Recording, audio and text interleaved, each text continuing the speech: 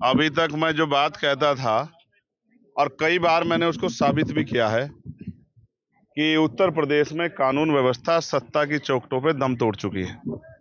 आपने और मैंने देखा कि एक मॉब लिंचिंग यहाँ हुई और उसका वीडियो है कि किस तरह से 12-15 लोग एक आदमी को सरियों से, लोहे की रोडों से, डंडों से पीट रहे और इतना पीटा कि उसकी जान चली जाती है। आज जब मैं उनके परिवार से मिला तो मुझे जानने का मौका मिला कि उसकी 22 फ्रैक्चर थे, 22 जगह से उसकी हड्डियां टूटी गई थी। आप समझो कि उस पर कितने हमले हुए होंगे।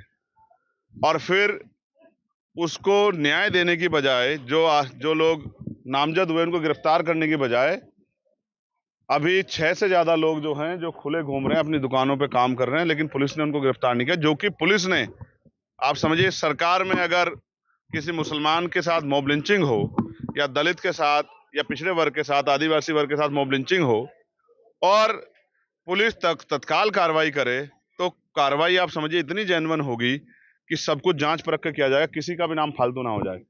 तो उन लोगों को वीडियो एविडेंस के आधार पर चिन्हित किया गया और उनमें से 6 लोग बाहर आराम से घूम रहे हैं।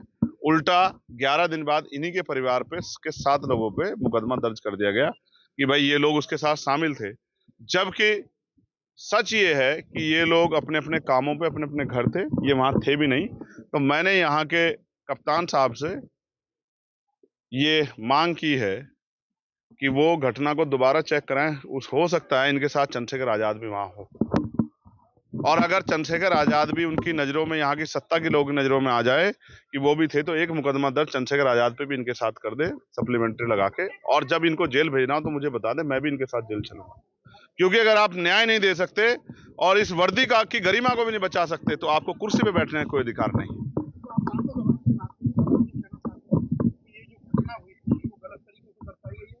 घटना तो पुलिस ने सही तरीके दर्शाई। क्या आपने एफआईआर नहीं पढ़ी कि मॉब लिंचिंग हुई है? लेकिन उसके बाद 11 दिन बाद जो मुकदमा हुआ, 11 दिन बाद सत्ता के संरक्षण में, सत्ता के दबाव में जो मुकदमा हुआ, वो कई जनता के से दूर छिपा हुआ थोड़ा ही है। वो तो सबके सामने है कि वो मुकदमा किसके दबाव में हुआ। और अगर सही घटना थी तो पुलिस ने पहले दिन, दूसरे दिन, तीसरे दिन, चौथे दिन, 5वें दिन मुकदमा क्यों नहीं दर्ज किया? 11वें दिन मुकदमा दर्ज करने का मतलब ये है कि कुछ लोगों को, सत्ता में बैठे कुछ लोगों ने इतना दबाव दिया कि हमारे अधिकारी जो है उनके आगे कमजोर पड़ गए और वो संविधान की रक्षा नहीं कर पाए। वो अपने जो उन्होंने संकल्प लिया था, प्रतिज्ञा की थी, उसकी रक्षा नहीं कर पाए। उन्होंने एक झूठा मुकदमा जो है दर्ज कर दिया। मैं उनसे मांग करूंगा कि इस झूठे मुकदमे को खारिज किया जाए, खत्म किया जाए, और जो आरोपी हैं जो अभी खुलेआम घूम रहे हैं उनको जो है गिरफ्तार करके जेल भेजा जाए। आप क्या करेंगे? मैंने बता दिया है कि अगर सड़कों से हमारी बात नहीं सुनी जाएगी तो हम पार्लियामेंट में इस मामले को उठाएंगे, और अगर पार्लियामेंट भी नहीं सुनेगा या पार्लियामेंट इस बात को स्टेट इश्यू के थ्रू या किसी और उससे मोड़ने का प्रयास करेगा तो हम लखनऊ में जाके डीजीपी से, प्रमुख सचिव से, मुख्यमंत्री से जाके उनके सामने कागज रखेंगे और उनसे पूछेंगे कि क्या यही है आपका सबका साथ सबका विकास वाली सरकार का सच?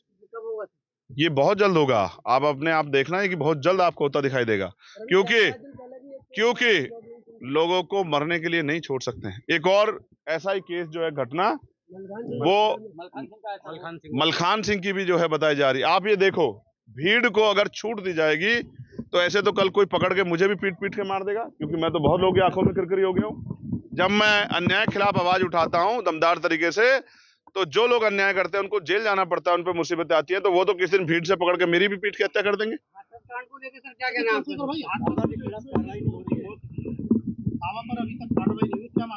देखो, एक तरफ बाबा पे कार्रवाई नहीं हो रही है, दूसरी तरफ घर में बैठे लोगों, निर्दोष लोगों पे कार्रवाई हो रही है।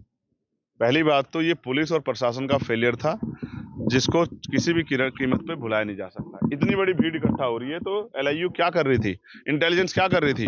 उनके पास इसकी क्यों जानकारी नहीं थी? और जानकारी थी तो उन्होंने उचित व्यवस्था क्यों नहीं की? मुझे ऐसा लगता है कि प्रशासन और पुलिस और सरकार ये जानती है कि वहां वंचित वर्ग की महिलाएं ज्यादा जाती हैं, वहां गरीब लोग ज्यादा जाते हैं, तो वो मर भी जाएंगे तो क्या फर्क पड़ेगा? अगर ये उनकी जान की वैल्यू समझते, जैसे कोई वहां वीआईपी जाता तो वहां एक वीआईपी के लिए कई हजार पुलिस फोर्स लगा के व्यवस्था कर दी जाती, तो उनकी, उस गरीबों की उसमें कोई वीआईपी नहीं था। तो गरीब अगर 100-125 मर भी गए तो सरकार को इससे क्या फर्क पड़ता है? 2-2 लाख रुपए का मुआवजा, क्या कितना पैसे का मुआवजा दिया है? मुआवजा कितने पैसे का दिया?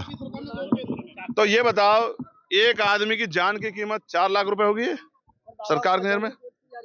तो भाई कौन बचा रहा है ये भी बता दो बस। बाबा को बाबा जी बचा रहे हैं, हम तो नहीं बचा रहे। और ये बताओ जब कैसे गिरफ्तारी की मांग कर लूं जब एफआईआर में नाम ही नहीं है। आप बताओ ना, जब एफआईआर में नाम नहीं है तो कैसे गिरफ्तारी कर लेगी सरकार।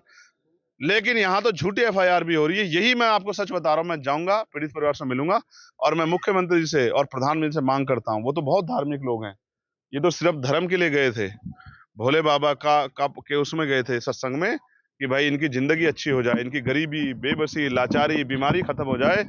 तो ये तो आप ही की विचारधारा से के साथ खड़े हैं। तो कम से कम इनको तो 25-25 लाख रुपए का मुआवजा देके इनके परिवारों को तो अपने पैरों पे खड़े होने का वो दो।